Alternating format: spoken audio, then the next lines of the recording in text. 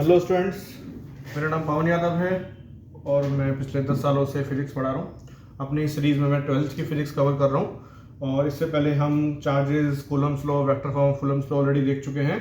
आज हम electric field के बारे में पढ़ने वाले हैं, लेकिन इलेक्ट्रिक फील्ड के बारे में पढ़ने से पहले मैं आपको दो न्यूमेरिकल सॉल्व करके दिखाने वाला हूँ। ये दो न्यूमेरिकल्स आपके सामने लिखे हुए हैं, ये इंपॉर्टेंट न्यूमेरिकल्स हैं। इसी टाइप के न्यूमेरिकल्स आपके एग्जाम में आते हैं। तो न्यूमेरिकल नंबर 1 देखते हैं पहले। इसमें आप देख रहे हैं लिखा है क्वेश्चन में, two identical metal spheres A and B have equal and similar charge. दो मेटल स्फेयर्स हैं, this is A and this is B, और दोनों के पास सेम चार्ज है, इक्वल एंड सिमिलर चार्ज, मतलब दोनों ही पॉजिटिव है, हम मान के चलते हैं, या दोनों ही नेगेटिव है। ओके, सेम चार्ज है और इक्वल चार्ज है, मतलब कि यहाँ पे भी क्यू चार्ज है, यहाँ पे भी क्यू चार्ज है। They repel each other with a force of 103 Newton. इनके बीच में लगने वाली फोर्स आपको गिवन है 103 न्यूटन, और इनके बीच का distance when placed 10 centimetre apart, ये भी आपको गिवन है, r इक्वल्स टू 10 सेंटीमीटर। इसको हम कन्वर्ट करते हैं मीटर में, तो ये आपको मिलेगा 0.1 मीटर बाय डिवाइडिंग फ्रॉम 100। और नेक्स्ट आपको गिवन है apart in a medium of dielectric constant 7। ये दोनों चार्जेस वैक्यूम में नहीं रखे हैं, जिस मीडियम में चार्जेस रखे हैं उसका डाइलेक्ट्रिक कांस्टेंट आपको गिवन है K equals to 7। Find charge on each sphere, मतलब ये जो Q आपको गिवन था, इस Q की वैल्यू आपको फाइंड आउट करनी है। ओके, तो इसको हम कैसे सॉल्व करेंगे, क्योंकि आप देख रहे हैं दो चार्जेस के बीच की फोर्स की बात हो रही है, तो वो हमको कूलम्ब्स लॉ से मिलती है, तो उसका मतलब कूलम्ब्स लॉ आपको अप्लाई करना है। कूलम्ब्स लॉ आपको क्या बताता है, कूलम्ब्स लॉ का फॉर्मूला क्या है, F equals to 1/4 pi epsilon naught Q1 Q2 upon R square. ये हमारा जनरल फॉर्मूला होता है कूलम्ब्स लॉ का।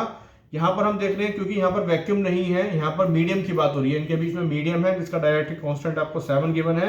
इसका मतलब यहाँ पर एप्सिलॉन नॉट नहीं आएगा, यहाँ पर सिर्फ एप्सिलॉन आएगा फॉर्मूले के अंदर।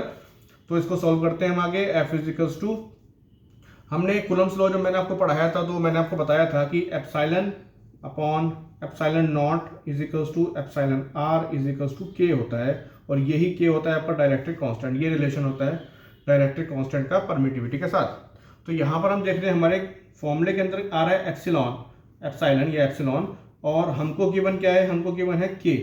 तो हम रिलेशन निकालेंगे इसका, एप्सिलॉन इज इक्वल्स टू के टाइम्स एप्सिलॉन नॉट।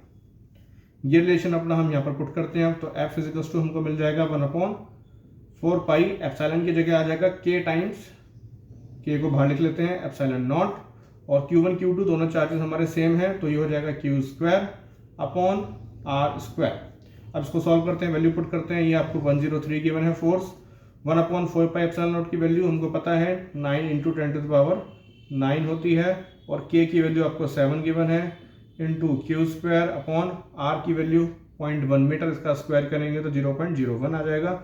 इसको सॉल्व करते हैं हम, यहाँ से Q स्क्वायर निकाल लेंगे पहले। Q square equals to 103 × 7 × 0.01 upon 9 × 10⁹। यहाँ से हम इसका स्क्वायर रूट ले लेंगे, और स्क्वायर रूट लेने के बाद हमको Q की वैल्यू मिल जाएगी। तो इस तरीके से आपको ये क्वेश्चन सॉल्व करना है। ठीक है, सेकेंड क्वेश्चन देखते हैं हम। सेकेंड क्वेश्चन में आपको बोला है, 2 point charges Q2 and Q1 located at 351 and 132 metre. Find F12 and F21 using the vector form of Coulomb's law. तो कूलम्ब्स लॉ की वेक्टर फॉर्म को यूज करके आपको इन दो चार्जेस के बीच की फोर्स निकालनी है, जिनके कोऑर्डिनेट्स आपको गिवन है 351 एंड 132। तो देखते हैं इसको कैसे सॉल्व करना है।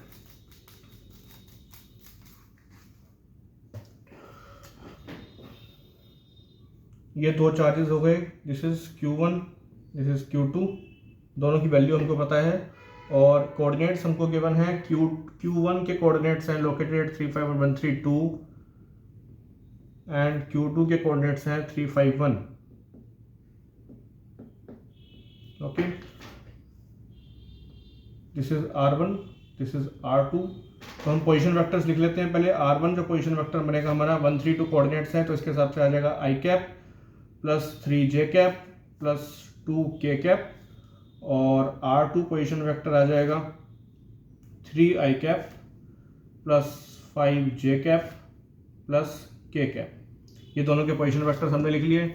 नेक्स्ट हमको पता है कूलम्ब्स लॉ की वेक्टर फॉर्म हमने पढ़ी थी, वो क्या होती है, F12 is equals to K Q1 Q2 upon R12 magnitude का क्यूब इंटू यहाँ पर अगर F12 था तो हमने देखा था कि यहाँ पर R21 वेक्टर आता है।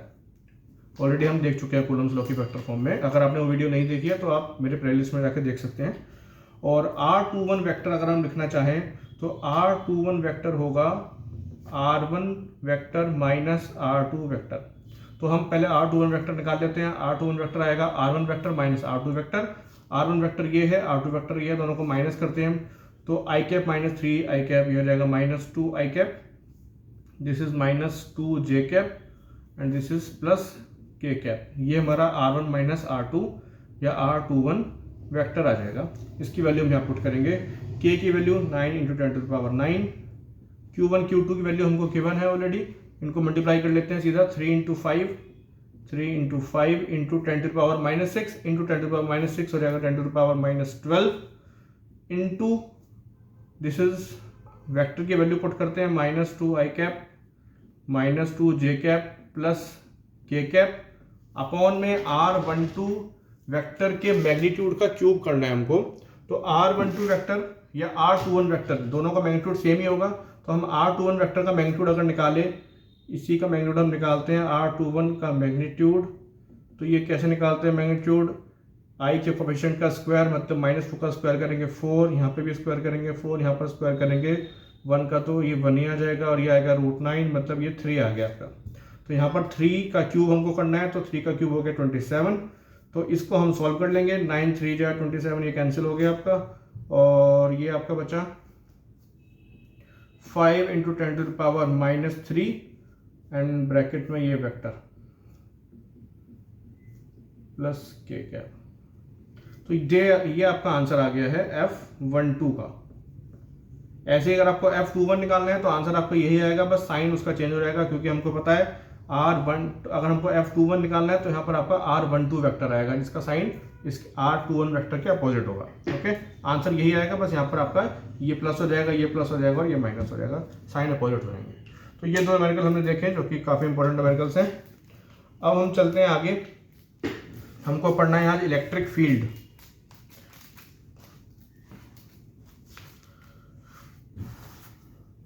तो इलेक्ट्रिक फील्ड देखते हैं। इलेक्ट्रिक फील्ड के बारे में हमको क्या क्या पढ़ना है। नंबर 1 हमको इलेक्ट्रिक फील्ड होता क्या है पहले हमको ये देखना है।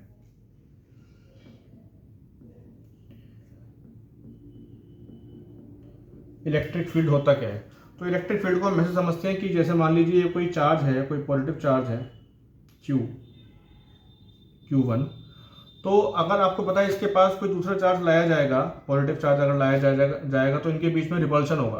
ओके, लेकिन ऐसा नहीं कि इस चार्ज को मैं कहीं पे भी रखूं तो इनके बीच में रिपल्शन होगा। इस चार्ज के अराउंड एक ऐसा एरिया होगा जहां पर अगर मैं इस दूसरे चार्ज को लेके आता हूं तब तो इनके बीच में रिपल्शन होगा, लेकिन अगर मैं इस एरिया के बाहर किसी चार्ज को लेके आता हूं तो इनके बीच में कोई भी रिपल्शन नहीं होगा। तो ये जो सारा एरिया है, किसी भी चार्ज के अराउंड जितना भी एरिया है, जितना भी वॉल्यूम है, जिसमें अगर मैं कोई दूसरा चार्ज लेके आता हूं तो इन दोनों के बीच में अट्रैक्शन या रिपल्शन होगा। लेकिन अगर उस एरिया के बाहर, उस वॉल्यूम के बाहर कोई दूसरा चार्ज है तो उनके बीच में कोई इंटरेक्शन, अट्रैक्शन, रिपल्शन नहीं होगा। तो ये जो सारा एरिया है इसको हम बोलते हैं इलेक्ट्रिक फील्ड। ये सारा एरिया इस पॉजिटिव चार्ज Q1 का इलेक्ट्रिक फील्ड है, जहां पर अगर मैं कोई दूसरा चार्ज लेके आऊंगा तो उस चार्ज और इस चार्ज के बीच में अट्रैक्शन या रिपल्शन होगा, और अगर इसके बाहर कोई चार्ज रखा है तो इनके बीच में कोई अट्रैक्शन, रिपल्शन नहीं होगा। तो इस सभी एरिया को बोलते हैं इलेक्ट्रिक फील्ड। अब इलेक्ट्रिक फील्ड को मेजर कैसे करते हैं? इलेक्ट्रिक फील्ड को मेजर करने के लिए हम एक क्वांटिटी का यूज करते हैं जिसको बोलते हैं इलेक्ट्रिक फील्ड इंटेंसिटी, मतलब तीव्रता, इलेक्ट्रिक फील्ड की तीव्रता, इलेक्ट्रिक फील्ड इंटेंसिटी, जिसको हम डिनोट करते हैं E से, और ये एक वेक्टर क्वांटिटी है, it is a vector quantity. Okay, तो इलेक्ट्रिक फील्ड की इंटेंसिटी को, इलेक्ट्रिक फील्ड कितना स्ट्रांग है उसकी स्ट्रेंथ को नापने के लिए इलेक्ट्रिक फील्ड इंटेंसिटी का यूज होता है, जिसको E से डिनोट करते हैं और जो कि एक वेक्टर क्वांटिटी है। तो यहां पर मान लीजिए आपको ये कोई पॉइंट है P, आपको ये निकालना है कि इस पॉइंट पर इस चार्ज की वजह से कितना इलेक्ट्रिक फील्ड होगा या कितनी इलेक्ट्रिक फील्ड इंटेंसिटी होगी। तो उसको कैसे निकालेंगे, उसकी डेफिनेशन क्या है पहले हम उसको समझते हैं। इलेक्ट्रिक फील्ड इंटेंसिटी को निकालने के लिए हम क्या करेंगे, इस P पॉइंट पर एक +1 कूलम का चार्ज लेके आएंगे। याद रखिएगा +1 coulomb, okay, unit positive charge इसको बोलते हैं। +1 कूलम का चार्ज लेके आएंगे। अब ये +1 कूलम के चार्ज के ऊपर इस चार्ज की वजह से लगने वाली जो भी फोर्स होगी, जो हम कूलम लॉ से निकाल सकते हैं, इस +1 कूलम के चार्ज के ऊपर इस चार्ज की वजह से लगने वाली जो भी फोर्स होगी, वही फोर्स इलेक्ट्रिक फील्ड इंटेंसिटी के बराबर होगी। तो अभी हम निकाल के देखते हैं। मान लीजिए ये पॉइंट P जो है वो इस चार्ज से r डिस्टेंस की दूरी पर है। तो हम निकालते हैं कि इस +1 कूलम के चार्ज पर इस Q चार्ज की वजह से कितनी फोर्स लगने वाली है। तो फोर्स का फॉर्मूला लिखते हैं, F = K Q1 Q2 upon r², K into Q1 ये चार्ज मेरा हो गया, इसको Q लिख लेते हैं सिंपल हम, इंटू Q2 जो चार्ज है, ये वाला चार्ज है, ये +1 कूलम का है और r इनके बीच का डिस्टेंस है। तो हम देखते हैं कि क्या है हमारा फॉर्मूला। हमारा फॉर्मूला आया KQ अपॉन r²। ओके, ये फोर्स निकल के आई जो इस +1 कूलम के चार्ज के ऊपर लगेगी। और मैंने बोला क्या आपको कि यही फोर्स किसके बराबर होगी, यही फोर्स इलेक्ट्रिक फील्ड इंटेंसिटी के बराबर भी होगी। ओके, तो इससे हमको एक E का फॉर्मूला मिल गया। E का फॉर्मूला क्या मिला हमको, KQ/r²। मतलब इलेक्ट्रिक फील्ड इंटेंसिटी किसी भी चार्ज की वजह से अगर हमको निकालनी है r डिस्टेंस की दूरी पर, तो उसका फॉर्मूला क्या होगा, KQ/r²। ओके, तो हम देख रहे हैं कि यहाँ पर इन दोनों में क्या डिफरेंस है, इन दोनों में सिर्फ एक चार्ज का डिफरेंस है। अगर मैंने अपने फोर्स को इस Q2 चार्ज से डिवाइड कर दिया तो मेरे को इलेक्ट्रिक फील्ड मिल जाएगा। इसका मतलब मैं ऐसे भी लिख सकता हूँ कि electric field is equals to force upon charge. Electric field is equals to force upon charge या फोर्स पर यूनिट चार्ज, क्योंकि हम देख रहे हैं कि एक यूनिट चार्ज के ऊपर जो फोर्स लग रही थी वही इलेक्ट्रिक फील्ड के इक्वल आ रही है। तो इलेक्ट्रिक फील्ड इंटेंसिटी को हम कैसे डिफाइन करेंगे, इसको हम ऐसे डिफाइन करेंगे कि इलेक्ट्रिक फील्ड इंटेंसिटी क्या है, it is the strength of electric field.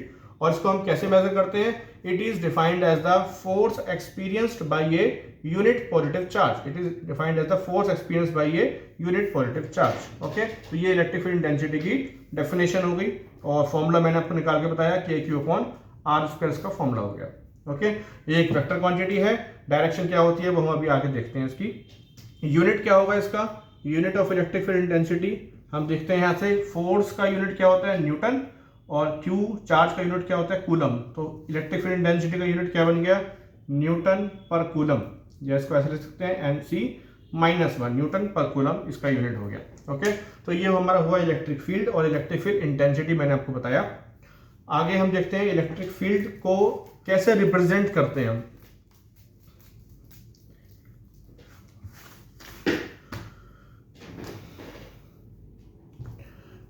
Electric field को रिप्रेजेंट करने के लिए हम यूज करते हैं इलेक्ट्रिक फील्ड लाइंस का। ओके, इलेक्ट्रिक फील्ड लाइंस का यूज करते हैं। इलेक्ट्रिक फील्ड लाइंस क्या होती हैं, इलेक्ट्रिक फील्ड लाइंस का मतलब ये है कि ये कोई लाइन है, अगर इलेक्ट्रिक फील्ड लाइन मैंने बनाई है, तो इस लाइन के ऊपर अगर मैं किसी भी पॉइंट पर टेंजेंट ड्रॉ करता हूं, इस पॉइंट पर अगर मैं टेंजेंट ड्रॉ करूंगा तो वो बनेगी ऐसे। तो इस पॉइंट पर अगर मैंने टेंजेंट ड्रॉ करी है तो उसकी डायरेक्शन ये जा रही है। इसका मतलब ये है कि इस पॉइंट पर इलेक्ट्रिक फील्ड की डायरेक्शन जो है वो यही है। इस पॉइंट पर अगर मैं टेंजेंट ड्रॉ करूंगा तो ऐसे आएगी। मतलब क्या है कि इस पॉइंट पर इलेक्ट्रिक फील्ड की डायरेक्शन ये है। तो इसका मतलब इलेक्ट्रिक फील्ड लाइन को हम कैसे डिफाइन करेंगे, इलेक्ट्रिक फील्ड लाइन वो लाइन है जिसके ऊपर किसी भी पॉइंट पर अगर आप टेंजेंट ड्रॉ करेंगे तो वो टेंजेंट आपको क्या बताएगी, वो टेंजेंट आपको बताएगी उस पॉइंट पर इलेक्ट्रिक फील्ड की डायरेक्शन क्या होगी वो बताएगी। ओके, अगर मैं ऐसे एक इलेक्ट्रिक फील्ड लाइन बनाता हूं और इस पॉइंट पर अगर मेरे को इलेक्ट्रिक फील्ड की डायरेक्शन पता लगानी है तो मैं इस पॉइंट पर बनाऊंगा टेंजेंट। ये टेंजेंट मेरे को क्या बता रही है, मेरे को ये बता रही है कि इस पॉइंट पर जो इलेक्ट्रिक फील्ड की डायरेक्शन है वो ऐसे है। ओके, इस पॉइंट पर अगर टेंजेंट बनाऊंगा तो ऐसे बनेगी। मतलब यहाँ पर इलेक्ट्रिक फील्ड की डायरेक्शन ऐसे हो चुकी है, यहाँ पर इलेक्ट्रिक फील्ड की डायरेक्शन ऐसे हो चुकी है। तो हर पॉइंट पर इलेक्ट्रिक फील्ड की डायरेक्शन अलग अलग है, जो किससे पता लगती है, जो पता लगती है इस टेंजेंट से। हर जहाँ पर हमको फील्ड की डायरेक्शन पता लगानी है उस पॉइंट पर हम टेंजेंट ड्रॉ करेंगे और टेंजेंट की डायरेक्शन हमको फील्ड की डायरेक्शन बता देगी। ओके, तो ये इलेक्ट्रिक फील्ड लाइन की डेफिनेशन हो गई। इलेक्ट्रिक फील्ड लाइन क्या होती है, कैसे डिफाइन करेंगे, it is a line at which if tangent is drawn at any point, the tangent gives us the direction of electric field at that point. Okay, अब electric field line की हमको पढ़नी है प्रॉपर्टीज, जो आपको exam में आती है लिखने के लिए। इलेक्ट्रिक फील्ड लाइन की प्रॉपर्टीज मैं एक करके आपको बताता हूं। नंबर 1, इलेक्ट्रिक फील्ड लाइन जो होती है हमेशा आउटवर्ड होती हैं, outward from positive charge. And inward to negative charge. हमेशा जो इलेक्ट्रिक फील्ड लाइंस है वो पॉजिटिव चार्ज से आउटवर्ड होती है, मतलब ये अगर कोई पॉजिटिव चार्ज है तो इससे ऐसे निकलेंगी बाहर, आउटवर्ड निकलेंगी इन ऑल डायरेक्शंस, और अगर कोई नेगेटिव चार्ज है तो उसकी होगी इनवर्ड। ओके, तो एक तो प्रॉपर्टी आपने पढ़ी कि electric field lines positive charge से बाहर निकलती हैं, मतलब आउटवर्ड होती हैं, और इनवर्ड होती हैं नेगेटिव चार्ज के। ओके, सेकंड प्रॉपर्टी ये है कि electric field lines are open curves.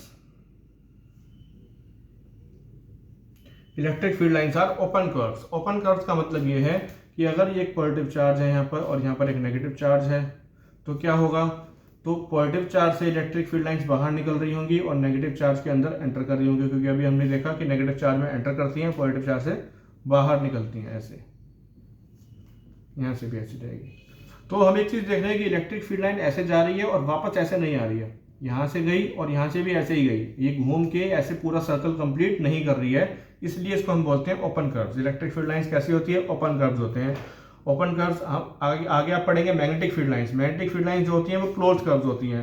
अगर हम एक मैग्नेट की बात करें, एक मैग्नेट के अंदर नॉर्थ पोल है, साउथ पोल है, तो मैग्नेट के बाहर नॉर्थ पोल से साउथ पोल तक जाती है मैग्नेटिक फील्ड लाइंस, और मैग्नेट के अंदर साउथ पोल से नॉर्थ पोल की तरफ आती है। तो आप देख रहे हैं यहाँ पर एक सर्कल आपका कंप्लीट हो गया है, तो इसका मतलब ये जो है ये क्लोज्ड कर्व्स है, ठीक है।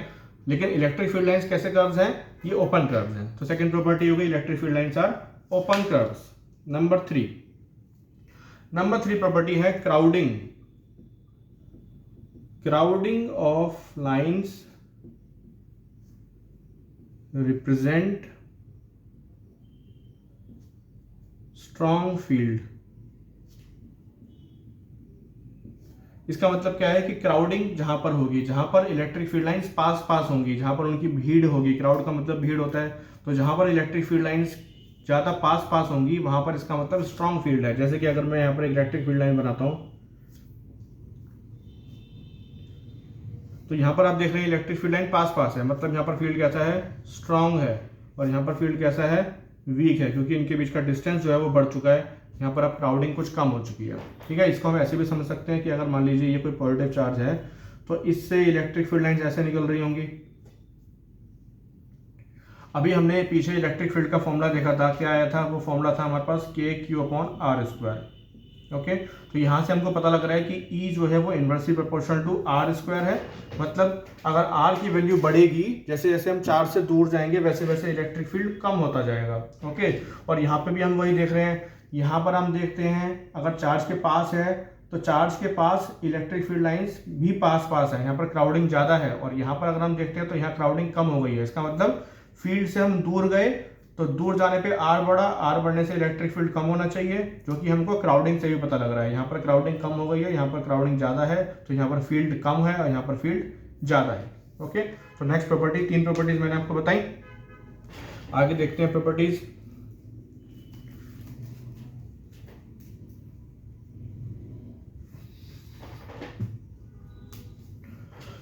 नेक्स्ट प्रॉपर्टी है electric field lines are always normal to the surface. हमेशा किसी भी सरफेस से जब इलेक्ट्रिक फील्ड लाइंस बाहर निकलती हैं या उसके अंदर एंटर होती है, अगर नेगेटिव चार्ज है तो हमेशा कैसे होती है, सरफेस के परपेंडिकुलर होती है। मतलब अगर मान लीजिए ये कोई रॉड है जिसके ऊपर पॉजिटिव चार्ज है, तो इस रॉड से जो इलेक्ट्रिक फील्ड लाइंस, क्योंकि पॉजिटिव चार्ज है तो ऑब्वियसली बाहर निकलेंगी, तो इस टाइप से बाहर निकलेंगी, हमेशा इसके परपेंडिकुलर, ऐसे।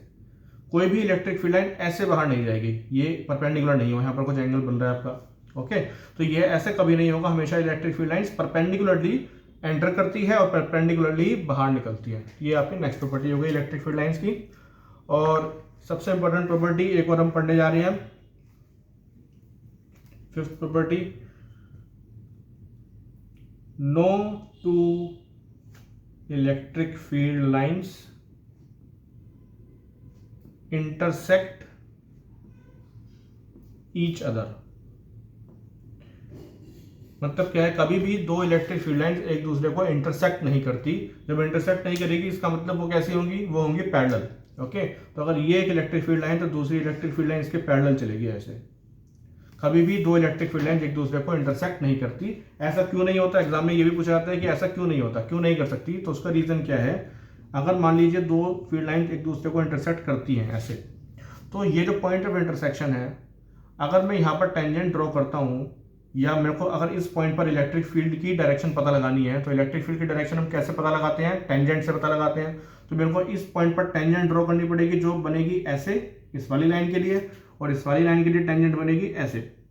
ओके, तो आप देख रहे हैं कि एक ही पॉइंट पर दो टेंजेंट बन चुकी हैं। इसका मतलब क्या है, इसका मतलब इसी पॉइंट पर दो डायरेक्शन है इलेक्ट्रिक फील्ड की, जो कि पॉसिबल नहीं है। एक पॉइंट पर डायरेक्शन एक ही होती है इलेक्ट्रिक फील्ड की, एक पॉइंट पर दो डायरेक्शन नहीं हो सकती। क्योंकि एक पॉइंट पर दो डायरेक्शन नहीं हो सकती, इसका मतलब दो टेंजेंट नहीं बनेगी। और क्योंकि दो टेंजेंट कब नहीं बनेगी, जब ये दोनों लाइंस एक दूसरे को इंटरसेक्ट नहीं करेंगी। ओके, तो इसलिए दो इलेक्ट्रिक फील्ड लाइंस कभी इंटरसेक्ट नहीं कर सकती, क्योंकि अगर ऐसा हुआ तो पॉइंट ऑफ इंटरसेक्शन पर दो टेंजेंट बनेगी, और दो टेंजेंट का मतलब ये है कि उस पॉइंट पर इलेक्ट्रिक फील्ड की दो डायरेक्शन है, जो कि इम्पॉसिबल है। इसलिए ये भी पॉसिबल नहीं होगा कि दो इलेक्ट्रिक फील्ड लाइंस एक दूसरे को इंटरसेक्ट करें। ओके, तो ये हमने कुछ इंपॉर्टेंट प्रॉपर्टीज पढ़ ली इलेक्ट्रिक फील्ड लाइंस की, जो कि बहुत ही एग्जाम में पूछी जाती है, हमेशा बार बार आपके एग्जाम में आती हैं। ये आपको पूरी तरीके से याद करनी है। ओके, नेक्स्ट आगे बढ़ते हैं। हमने अभी पीछे फोर्स का फॉर्मूला देखा था कि F is to Q E, हमारे पास फोर्स का फॉर्मूला निकल के आ गया था। हमने इलेक्ट्रिक फील्ड की डेफिनेशन पढ़ी थी, फोर्स का फॉर्मूला F अपॉन क्यू हमने निकाला था। तो यहाँ से हमको मिला F is to Q E, ये हमको फॉर्मूला मिला। इसका मतलब क्या है कि अगर किसी भी इलेक्ट्रिक फील्ड के अंदर मैं कोई चार्ज प्लेस करता हूँ Q, तो उस चार्ज के ऊपर लगेगी फोर्स, कितनी फोर्स लगेगी, QE फोर्स लगेगी। ओके, उस चार्ज के ऊपर कितनी फोर्स लगेगी। अगर मैं किसी इलेक्ट्रिक फील्ड के अंदर कोई EQ चार्ज प्लेस करता हूं, तो उस Q चार्ज के ऊपर QE फोर्स लगेगी। ओके, अब इस QE फोर्स की डायरेक्शन क्या होगी, वो हम कैसे पता लगाएंगे। तो हम देखते हैं F इज टू QE वाला जो मेरा फॉर्मूला है, उसमें Q तो मेरी स्केलर क्वांटिटी है, इसकी कोई डायरेक्शन नहीं होती। लेकिन इलेक्ट्रिक फील्ड एक वेक्टर क्वांटिटी है, और यहाँ पर फोर्स भी एक वेक्टर क्वांटिटी है। इसका मतलब ये है कि जो डायरेक्शन E की होगी वही डायरेक्शन F की भी होगी, क्योंकि यहाँ पर वेक्टर E है और यहाँ पर वेक्टर F है। ओके, और बीच में इक्वल टू का साइन है। इसका मतलब कि जो डायरेक्शन E की होगी वही डायरेक्शन F की भी होगी। तो यहाँ पर हम देखते हैं कि अगर मेरी E की डायरेक्शन ये है और यहाँ पर मैंने कोई पॉजिटिव चार्ज रखा है, तो पॉजिटिव चार्ज के ऊपर फोर्स किधर लगेगी, इधर लगेगी। ओके, क्योंकि जो डायरेक्शन E की है वही डायरेक्शन फोर्स की भी होगी। कितनी फोर्स लगेगी, QE फोर्स लगेगी। ओके, लेकिन अगर मैंने यहाँ पर कोई नेगेटिव चार्ज रखा, तो मेरे फॉर्मूले में क्या होगा, F इज इक्वल टू, अगर मैंने नेगेटिव चार्ज रखा है, माइनस Q चार्ज रखा है, तो यहाँ पर हो जाएगा माइनस QE। तो यहाँ पर क्या आप देख रहे हैं कि E की जो डायरेक्शन होगी उसकी अपोजिट डायरेक्शन F की होगी। क्यों, क्योंकि यहाँ पर माइनस का साइन लग चुका है। अगर मैं किसी वेक्टर के आगे माइनस का साइन लगाऊं तो उसकी डायरेक्शन अपोजिट हो जाती है।